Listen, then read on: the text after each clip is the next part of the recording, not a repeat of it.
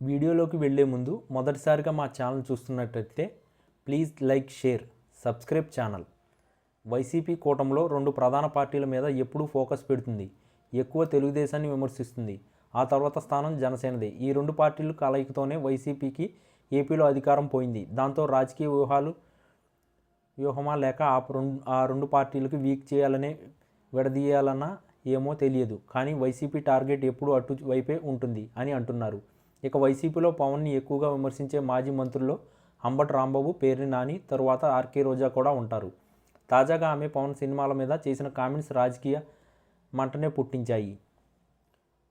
పవన్కి జనాలు ఓటేసి గెలిపించింది సినిమాలు చేసుకోవడానికా అని రోజా మీడియా సమావేశంలో విమర్శించారు. పవన్ షూటింగులు చేసుకుంటున్నారని, ప్రజా సమస్యలను పట్టించుకోవడం లేదని రోజా హాట్ కామెంట్స్ చేశారు. అంతేకాదు, ప్రత్యేక విమానాలలో తిరుగుతూ మరీ సినిమాలు చేసుకుంటున్నారు అని హీటెక్కించే విమర్శలే చేశారు. ప్రజా సమస్యలు ఏవి అయినా పట్టించుకోరా అని కూడా ప్రశ్నించారు.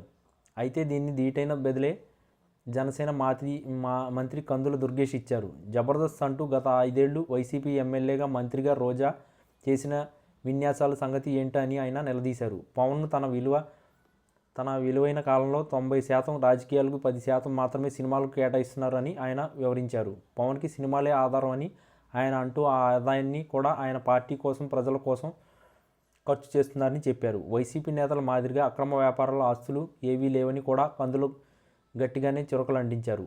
పర్యాటక శాఖ మంత్రిగా రోజా తన హయాంలో చేసింది ఏంటో చెప్పాలని కూడా సూటిగా నిలదీశారు. ఒక ప్రాజెక్ట్ అయినా మీ హయాంలో తీసుకుని వచ్చారా అని కూడా నిలదీశారు. ఇక చూస్తే కనుక పవన్ 15 నెలలుగా తన మంత్రిత్వ శాఖలో చాలా నిబద్ధతతో ఉన్నారని అంటున్నారు.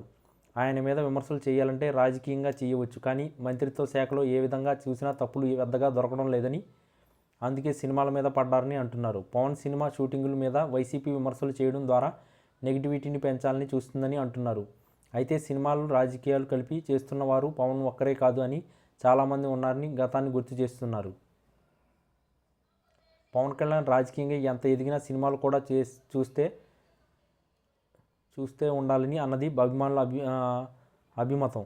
దీనికి తగినట్టుగానే ఆయన చేస్తున్నారు అని అంటున్నారు. ఇక పవర్ స్టార్ ఇమేజ్ కూడా ఆయనకు కానీ, పార్టీకి కానీ అడిషనల్గా లభించే అడ్వాంటేజ్ అని అంటున్నారు. దాంతో పవన్ సినిమాలు చేయడం బహుముఖ వ్యూహంగానే ఉంది అని చెబుతున్నారు. ఇక జనాల వరకు తీసుకుంటే దీనికి ఎవరు సీరియస్గా తీసుకునే ఛాన్స్ అయితే ఉండబోదు అని అంటున్నారు. మరి వైసీపీ దీన్ని జనాల్లో పెట్టి ఎంతవరకు జనసేన మీద వ్యతిరేకత పెంచుతుంది అనేదే చూడాల్సి ఉందని అంటున్నారు.